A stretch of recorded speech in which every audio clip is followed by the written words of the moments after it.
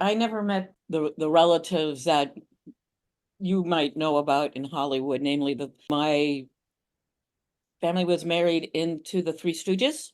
Yeah, one of them married Larry Fine, so they married into the family. And I am also related to the Marx brothers because Minnie Marx was married to one of my distant cousins, and that was on my dad's side. On my mom's side, the actor who played Inspector Lestrade in the Sherlock Holmes series with Basil Rathbone and Nigel Bruce. Well, that's a fine Hollywood lineage indeed, especially for somebody who's lived out at Fair.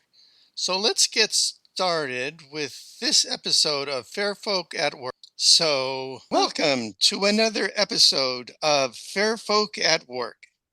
My guest today is speaking to us from New York City, New home, York City?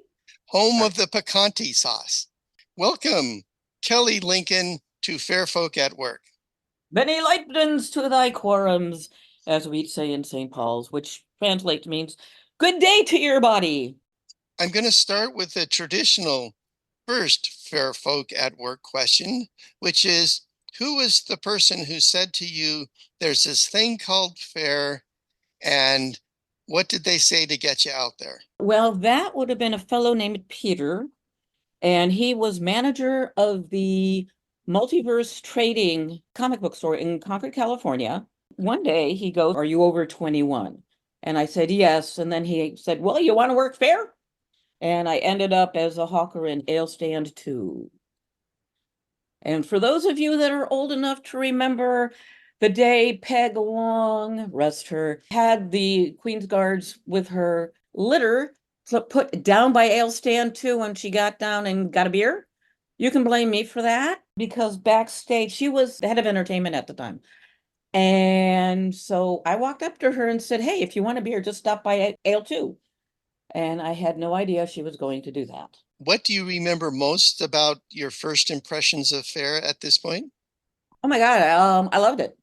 I actually first went as a customer and it was just a lot of fun. And then I came back as the hawker in L2 and I just really enjoyed it so much. But I wanted to be out on the streets playing. So then I managed somehow or other. I think I started in St. Helena's and then I went to St. Paul's because St. Paul's was more fun.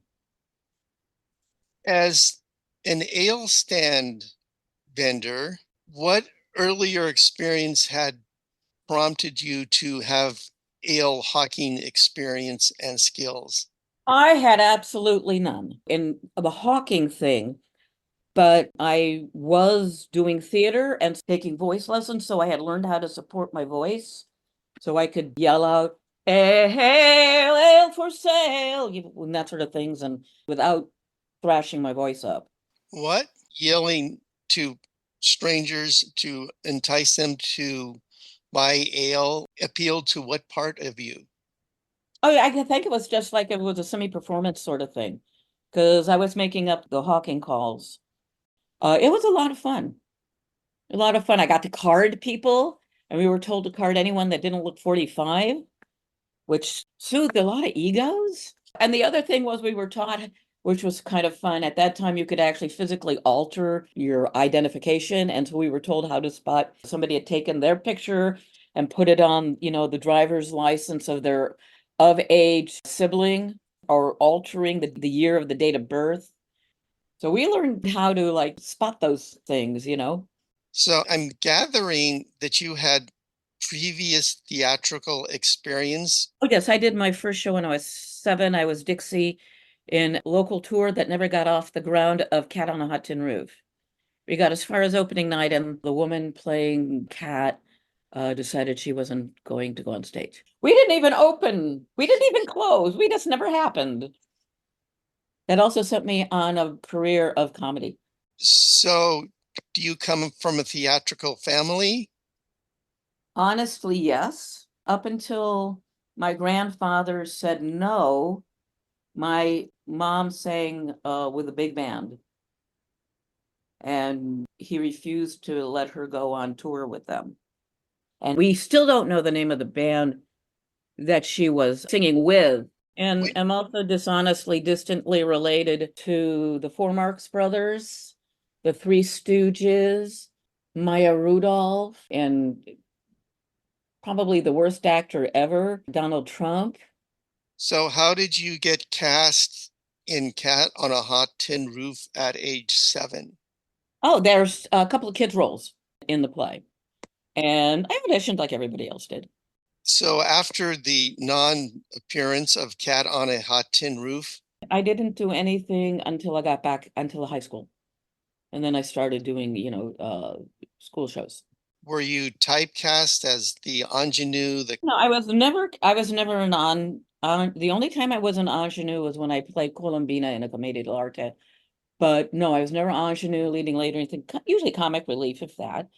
I was cast against body type, as anybody's in Cat on a Hot Tin Roof in high school. So let's get back to you behind the ale stand.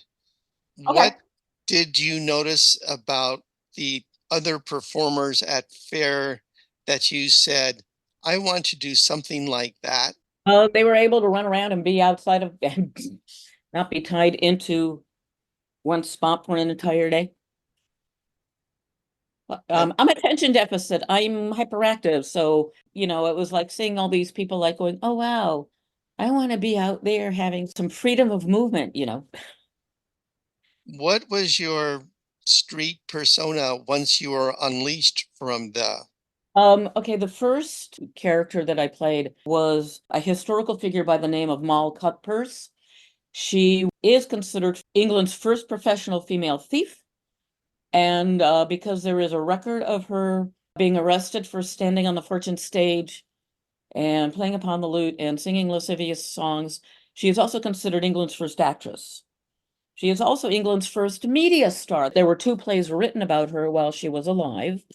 One where she's the heroine and one where she's the villain. That and John Donne wrote her epitaph and she died of old age.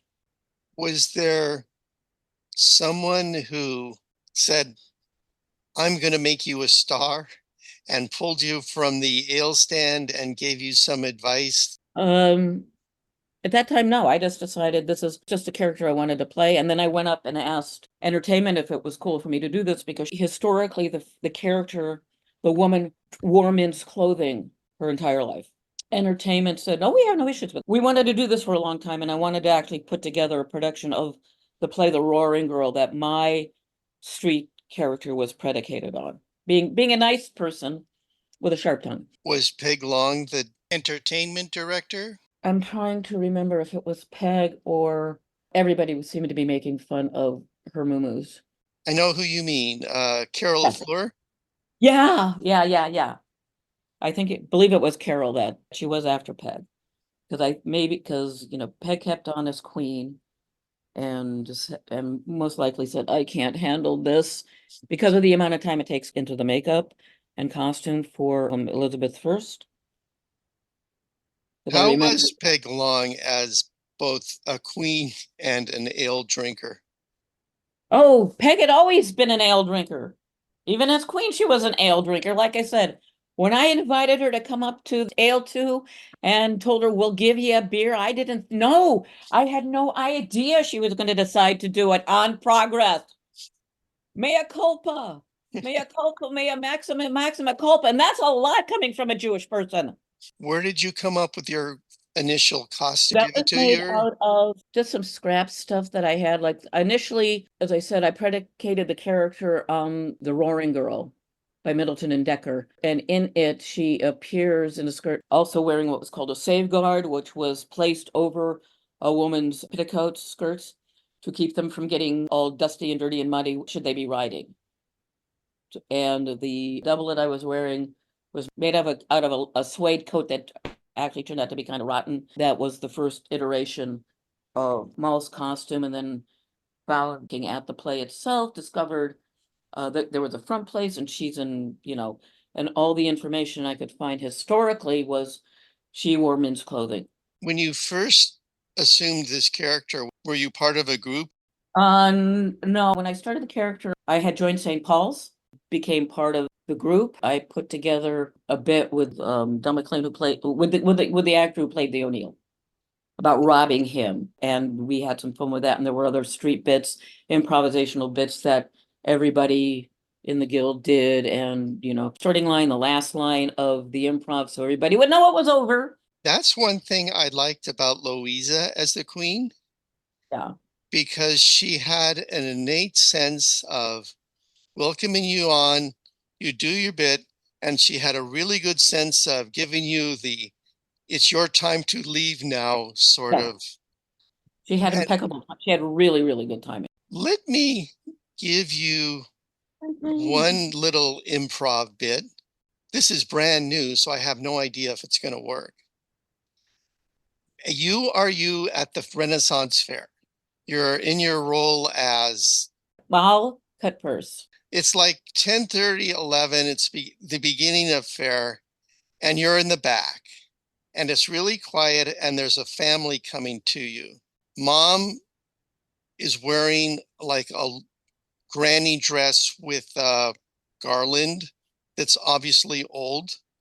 Dad is drinking a beer, and there's a daughter who's maybe like 10 or 11. She's wearing a recently purchased garland. She has like basically a granny dress with a little bit of lace on the front of it, and she's carrying a wooden sword. Her younger brother is wearing a recently purchased Robin Hood hat, and he's carrying a little wooden sword. They see you, and obviously they're taking you in. You're making their day just by looking at you, kind of thing. They see you, they sort of smile, and what do you do? Many lightements to thy quorums. I see me thou art most audaciously arrayed in thy fine skirts and doublets. The daughter grabs her mom's leg and looks up at you and is just staring, as is her brother. Now I have me a question for you, good lady and good sir. I see me that thou hast two apprentice thieves in tow. She giggles. Wouldst thou desire to foster them out unto me, and I will train them up properly so as not to become fodder for the cruel clamperings. The little boy holds out his sword and says, I have a sword. I see me, young sir, that thou dost have a sword, and so the invitation that I presented unto thy good upright men about training both thy sister and thee stands. Wouldst thou like to be a properly trained cutpurse? The little girl holds out a sword and says, I have a sword too. And wouldst thou like to be trained up and to be a properly trained cutpurse? I am all cutpurse. I am Captain General of a cunning nation of land pirates trading in bullion and men's bottoms for the betterment of themselves. Wouldst thou join me? The mom just sort of gives the little girl a shove and says, go and say yes. And the little girl, she's looks at something hanging from your belt and just sort of is focusing on that, like your goblet. That before thou and thy brother answer, I have me but one more question for thy upright folk. Do they eat a lot? He says yes, and he says, can they take a picture with you? And he gets out his camera. Dost thou paint with that? He laughs and says yes. Well then, wouldst thou like to have thy portraits painted alongside of me? And they cluster around you and face the camera. And now I draw my Civil War era short sword and pose with it. And they mimic your pose. He takes a picture and says, thank you very much. Gramus, and unto you, sir. Great. That was fun. Yes. And for me, I am well pleased that I do remember Thieves' Cant. really, since 1989, when I did my last fair as court fool. The other thing about running mall and is that the continual fight over the historical fact she wore men's clothing. I had document because you had to be able to document what you were doing, and there was documentation about her wearing men's clothing, and I was having huge fights with the entertainment department with costuming because the other female performers could not understand the fact I was playing a character that dressed like that historically. So they all wanted to wear pants. How did you make the transition from street to stage? Simple. There was a stage production of Twelfth Night where I was Viola. The lovely Diana Young was Olivia. The dearly departed Neil Hudner was, oh, he was awesome. Neil was amazing. Neil was a darling. And I had known Neil prior to the fair. Was the Duke. Who was the director? Neil, I believe, if I remember correctly. And I'm sure Diana will correct me if I'm wrong. But Neil Hudner. Neil had been the costumer at UC Berkeley, and he had built the headdresses for the command performance of Beach Blanket Babylon that Elizabeth and Philip attended. Did you play it straight, or was it like Oh, it was played straight. It was played straight. We were not playing in our street characters, we were playing the characters. and was it a half-hour version or It was the edited for broadcast in this time zone length. as a performer, there's a thrill that you get doing a one-on-one improv in the street. And there's a thrill that you get if you're on the stage and you're able to convey something to 200 people in front of you. Can you talk if that's true for you? And do you have a preference between the two as it comes to one versus many? Yes, because when you're doing street one-on-one street improv, you will never be doing the same interaction twice because it's always going to be different.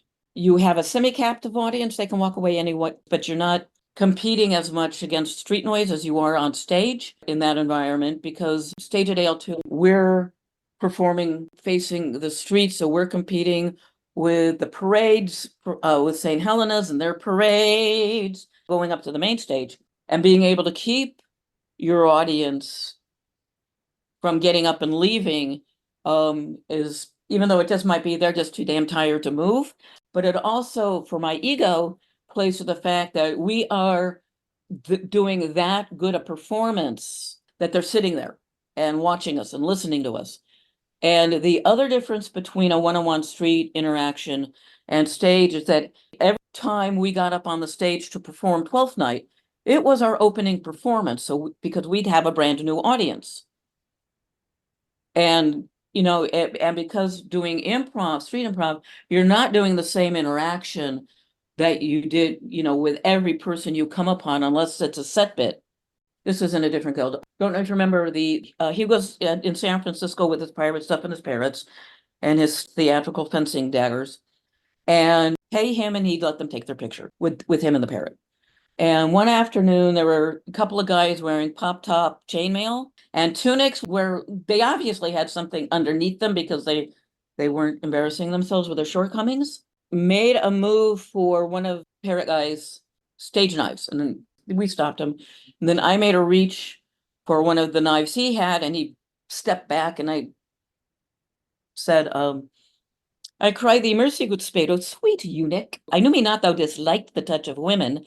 And the next thing I know, he had actually drawn his knife on me and asked him politely 3 times in plain English to put the knife up. And the last time he was asked, we told him in security guard. And he tried to put it all on me. That was the only interaction I knew would never be replicated. And like I said, I'm a shiny thing, and now I'm off on my tangent. When portraying Princess of Eboli, Doña Ana de Mendoza, Spaniard, at Southern Fair, I felt the musings of water on the back of my skirt. And I turned around just in time to see 2 guys dump another guy on his face and walk away. And I just walked over to these 2 guys and just tapped one on the arm and said, I think you hurt that guy back there. And he said, oh, he's a friend of ours. And I said, well, if he's a friend of ours, shouldn't you go back and see if he's okay? And they did. Shortly after that, security showed up. But those are like biggest interactions, one-on-one, that, not going to replicate themselves again actions. I think what I was trying to ask was, did you have a preference between, I did. I prefer, like I said, it's very difficult. I thoroughly enjoyed both, so I have no preference. but I if mean, I they're were to really extrapolate from your stories, you felt somewhat safer on the stage? a little bit because, the worst that was going to happen was food was going to get thrown at us, and then we wouldn't have to worry about how many tickets we had for food. You remember getting paid in food tickets? Yes. Well, I know in St. Boniface, which is the stage actors, we got five because Yeah. we were allegedly more structured than the. What shows other than Twelfth Night were you in? Yes, the late lovely Stripes. I bought a mandolin from him, and then as a street bit, he actually started teaching me how to play it. And during the course of this, uh, one of the ladies from the Irish dance show came up to me and asked if I wanted to be on stage and play. And I'm thinking, okay. And because I actually thought I knew how to play, because why else would you be subjecting yourself to public lessons? So Stripes taught me the chords I needed to play for the show. I will say I did a lot of faking. It was a great deal of fun to be to do that show.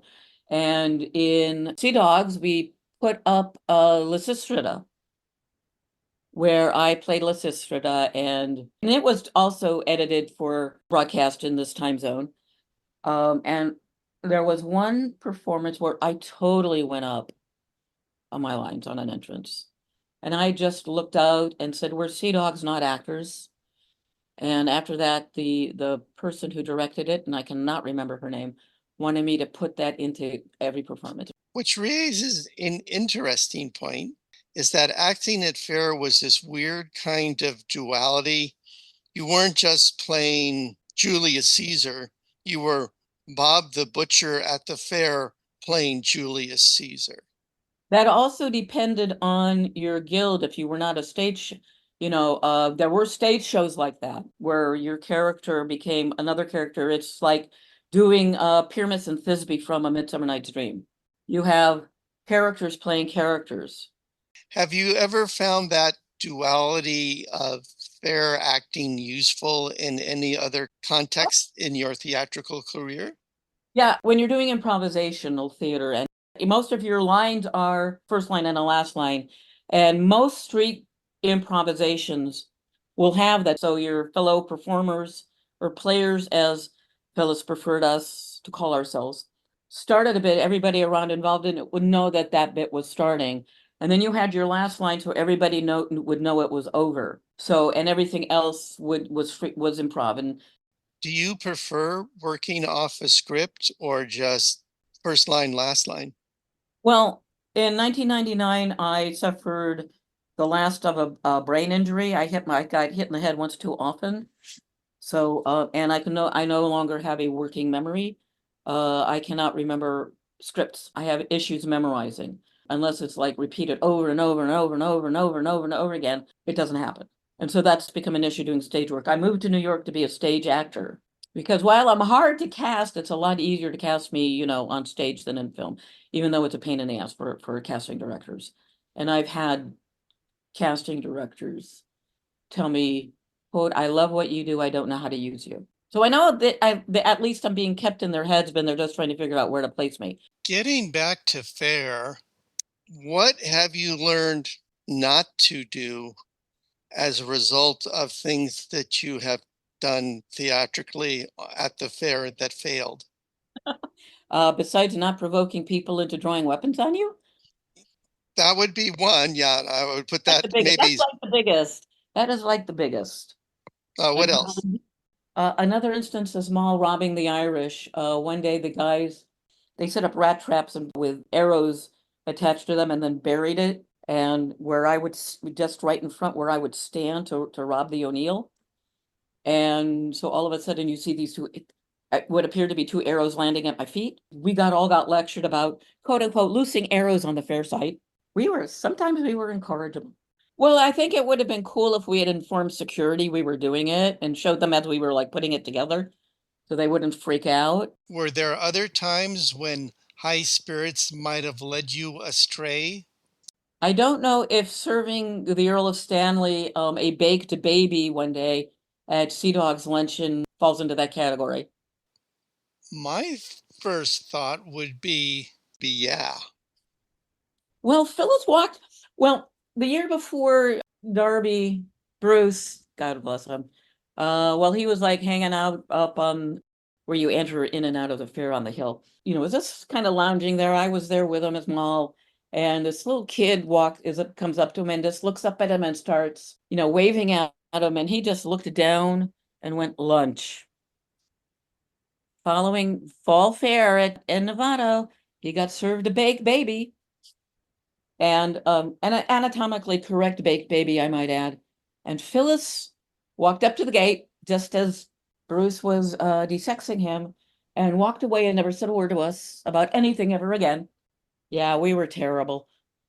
That brings to mind the perennial. What was your internal calculus between period enough to pass versus no, that's not period. It didn't matter. If it's just like, I would have done that contemporaneously outside of Fairby if I knew a friend of mine could if I definitely know my friends could handle that. Like when I play a practical joke on somebody, I will play it on somebody I know can handle it and will try and get me back. Otherwise, it's not fun. I'll pie somebody knowing that they will plot to do it to me. Would you throw a pie at somebody in costume in front of a customer? Oh, I did it in front of Phyllis one day at Dickens Fair. I live because I always, at fairs, Dickens or Rent Fair, I would say I will pay for the cleaning because that is why it was like a no to do that at fair to people in costume because of the cost of cleaning it. I only did one pie hit once, and that was for the actor who played Fred in A Christmas Carol. And I had it set up with Neil, who was Scrooge, for him to duck in the direction of that my hand was going. And I got Fred right on the side of the face, and not a single drop of whipped cream got on him or on Phyllis or anyone else. And Phyllis was behind him. I lived. I offered Will at Southern Fair one year the opportunity to pie me because of all the practical pranks I had pulled on him. Tell me more about a relationship between you and Will Woods that could involve the flinging of pies. Oh, while in Sea Dogs, and I played Maul through a long period of time. Me and one of the other female Sea Dogs got into a fight over him. And then he made a comment about my Dickens Fair character at the time, which was a theme character. And I said, okay, bets are off. And I researched erotic poetry of that time period and came up with a couple.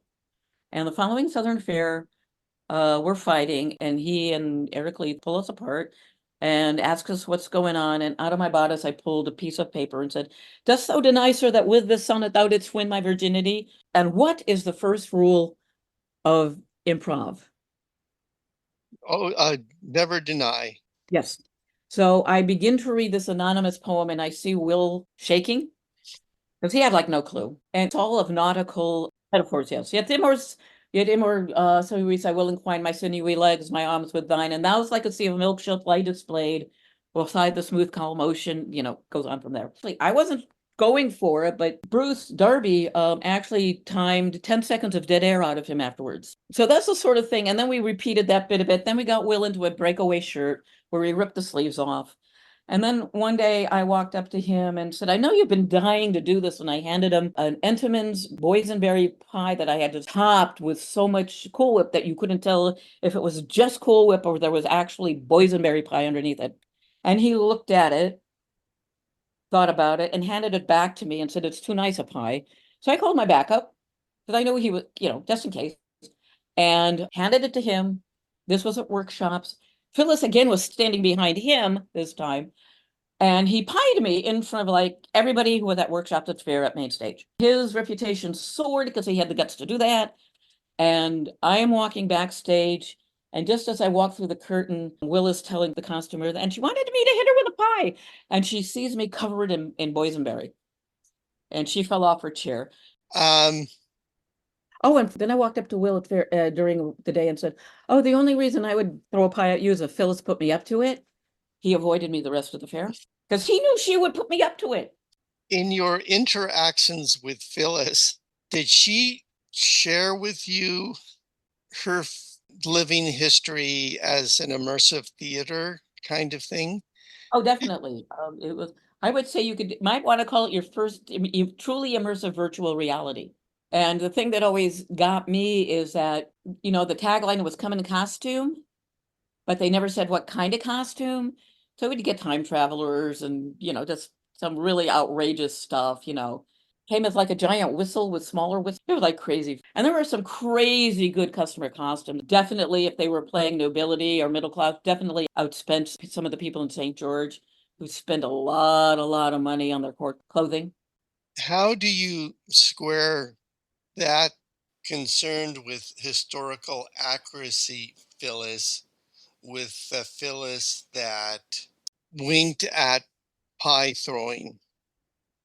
Um, because she was the chief instigator. And to be honest, I also spent some time working for the Living History Center, both in the entertainment department and then whatever one of the other higher ups decided my job description was whatever she told me to do, including useless projects like how can you tell whose time cards they are if there's no name attached to it? That sounds like it could have been Denise. No, she and her husband were sort of like robbing the LHC blind. Oh, no, So that wasn't I remember. Denise. No, and it's fortunate we cannot remember their names. When you Uh, look back over your time at Fair, this is kind of a touchy-feely question. Was there a specific show or time or bit that you did that gave you the greatest personal joy? yeah, I would say Barbara's and my decision to fight over the most ridiculous man at fair, which was Sir Francis Drake. That just made you happy? Oh yeah. Like I said, I had a great deal of fun pulling pranks on Will Wood because I knew he would give back. So when Barbara and I decided to do this, it was, what's the most ridiculous thing you and I can do?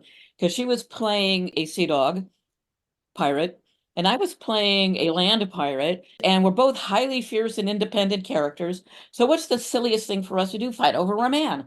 Okay, who's the silliest man for us to fight over? Sir Francis Drake, who's married.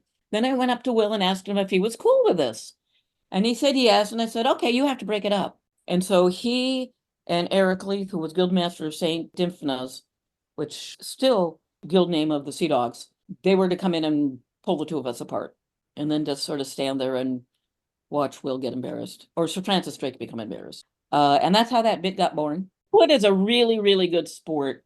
The other really fun thing that I really cherish was David Springhorn interacting with me because he's such an amazing improviser and watching him work and then knowing that when he would like approach you and start, wanting to gig with you, that he was, impressed or really liked what you were doing on this. So for me, that was another big thing Do you about remember any particular things you did with David?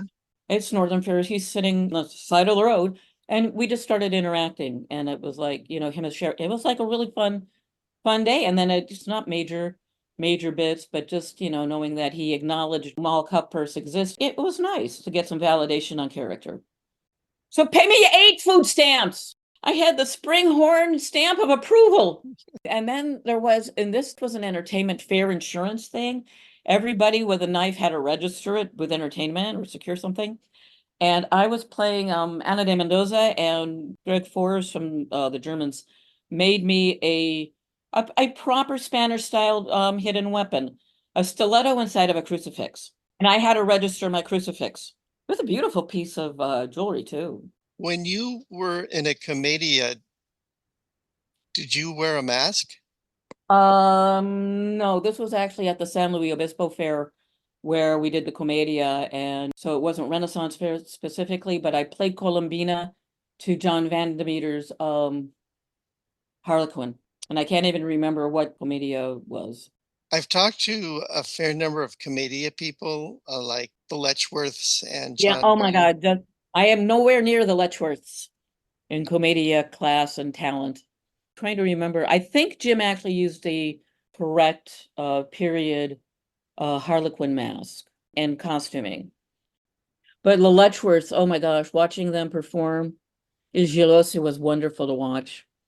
What do you say about those who contrast the acting style at Fair, which is, Bob the Butcher playing Pyramus, outdoors, really big and broad, versus actors in a more traditional setting? Do you Well, find there's a difference because this idea of big and small is kind of silly because you can't do movie-esque movements on a large stage on Broadway. And you can no longer do like they got to see and hear me in the balconies in film. So how you respond physically is different. Also, I don't agree with that because at Fair it doesn't if you were a big Hollywood star and you came to Fair, we were actually told if they knew you were coming not to interact with them, which deprived them of the experience that everybody else paying gets. We tried to buy Lou Ferrigno until we found out he ate too much. We're inappropriately touching him, and we turn to Carla and say, "Does he eat a lot?" Like the last question in that particular bit, no matter who we approach on that level, is, "Do they eat a lot?" Like as I asked the parents of the kids in the little improv. But no, if you're playing one-on-one, you cannot play differently to people. You're not when you're in character at Fair and the streets. Because even if you're on a stage, you still have to get off and maintain a character. What was it Phyllis would always say? If you pay to get in and somebody has to ask, when does it start? You've wasted your money because being immersed begins when you hit the front gate and you're waiting because there's going to be people out there to bring you into the story and not to sort of like put that, oh, I'm a big Hollywood actor star. Because some of the best improvisers I worked with at the fair were not actors. They were like bankers and computer people. Some of them were better improvisers than I. And I loved working with them.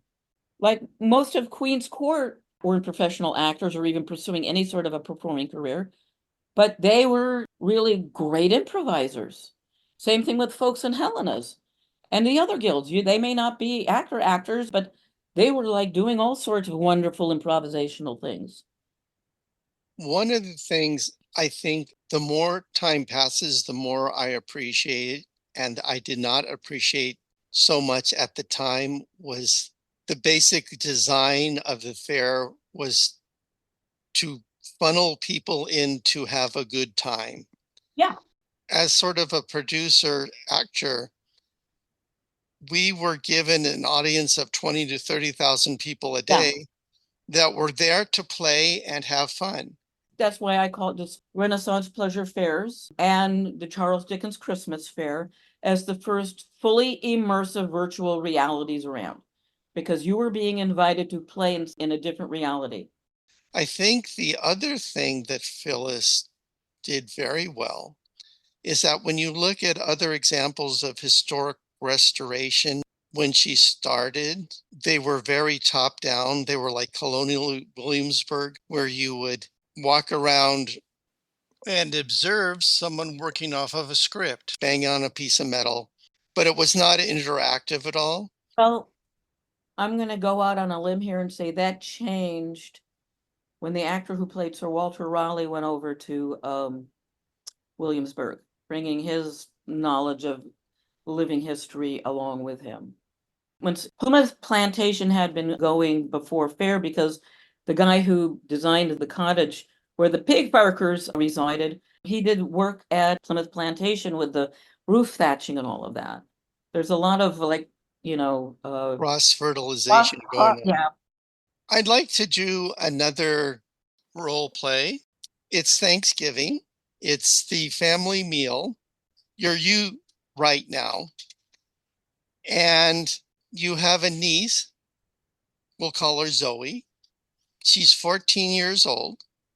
She puts down her fork of mashed potatoes and says, I want to do fair next spring. Look at Aunt Kelly and all the fun stories she has. I want to be just like Aunt Kelly. Your sister puts down her fork of mashed potatoes, dabs her lips with her napkin, and says, "Yes, Kelly, tell me why the apple of my eye, my only daughter, should do fair next fall." And you say, Well, let's see. Next fall she's going to be 15, and this will open up her horizon, will give her an interest in history. Not just school books are saying about it, but giving her the opportunity to explore more about what life was like during Elizabethan times. Also, expand the number her social circle, which I think is far more important than maybe than the history, but it will allow her to expand her social circle because there's a lot of teens and preteens that perform at the fair. And they're, everybody looks out for everybody, so she's gonna be safe. We know who to like have her watch out for. We know who to protect her from and to get in front of, so there's no reason to fear. We're close enough to home that we don't have to stay overnight, no matter what she wants to do, which, should alleviate even a smidgen of uncertainty for you about overnight and safety. I think it would be well worth her fun to become a player at the fair. I would say, as far as the guilds go, St. Helena's, the Parades Guild, because that got a lot of people, gives her time between the things she has to do as part of the guild to go and make friends. She'll make a lot of friends in Helena's. And again, it's, she doesn't have to worry about strangers. That when she's like improving with somebody, that there's always somebody in the guild nearby or to play with her with those improvs. So it's never going to be one-on-one. And that individual is older and so knows how to like say, oh. "Well, thank you very much. That was very good." Your niece Zoe is beaming with approval. Another sort of counterfactual question. If you lived in a world where the fair did not exist, how would your life have played out? Oh, much differently. Wouldn't have the friends that I got or the improvisation experience that I had. Um, still be pursuing my performing career. Most likely would not have taken my agent's advice to move here and end up with a brain injury and the loss of a career. A lot of it depends on my not having moved to New York City. Seriously, a lot of it depends on that. Here I'm beginning to run out of words, so we're Okay. reaching the wrap up portion. Woo! Woohoo! When you were kind enough to agree to do this interview and you said yes, was your next thought, "I have to remember to mention so and so"? No, not at all. Because if that had been the case, I would have made sure, and I'm doing this now, to have mentioned Daddy Ernie and Dennis Day, who were like really, really great to me, especially during the fair shortly after my mom passed away. Can't end an interview without dropping their memories into the mix, because they were just really, both of them are really, really good human beings. And I feel very, very lucky to have known the both of them. That, and while I was like being upset over something rather rude that was said to me regarding the passing of my mother and how I felt about it, Dennis compared me to, in a favorable light, to Annette, oh God, I can't remember her last name, Annette from Mickey Mouse Club. Oh, Funicello? Yes, and Dennis was there, and Daddy Ernie was there to like help console me during that period as well. And Ernie played Maul's uncle at fair, and that was always fun because the interaction between uncle and niece was always interesting for people, because Ernie was very stern, and here's Maul running around in pants. I really, really miss those two. I think everybody who worked with them at fair are still saddened by their passing. And all the other folks that we played with at fair who have unfortunately passed on and are now, playing at Sky Fair. Okay, I'm going to do one last question, and it's another sort of improv role play kind of thing. Congratulations. You have just been awarded the highly coveted Phyllis Patterson Award for Lifetime Achievement in Fair Skills Applied in Life. The band has been told to sit on its hands, and you have been given as much time as you like. Give me your acceptance speech. I'd like to thank the Academy for this award. As you know, Phyllis always referred to herself as Lady Instigator or Chief Instigator, And I would like to say thank you for instigating fairs and everything else and instigating my appreciation of you. I will never forget your last words to me were, Kelly Lincoln, come all the way to fair. When I was reading tarot at the fair in Sterling, New York. That was the last time I had a chance to speak with you, Phyllis, and miss you and your continual instigation. But have no fear, I am carrying on your memory by deeming myself a lady instigator on Steam for gaming, and just lady instigator all around because instigating stuff is just so much fun. And when you instigate stuff and have fun, then who's going to complain about you instigating stuff and having fun? Thank you. And thank you very much. Bye. I think I am now going to find the stop recording button, which is right here. My January 2024 interview with Kelly Lincoln. If you have questions or comments you'd like me to forward to Kelly, you can email me at djng@earthlink.net. Questions or comments for me at fairfolkatwork can also be emailed to djng@earthlink.net. Finally, if you or someone you know would like to be a participant in Fair Folk at Work, email me at djng@earthlink.net. But thanks for listening. That's it for this time.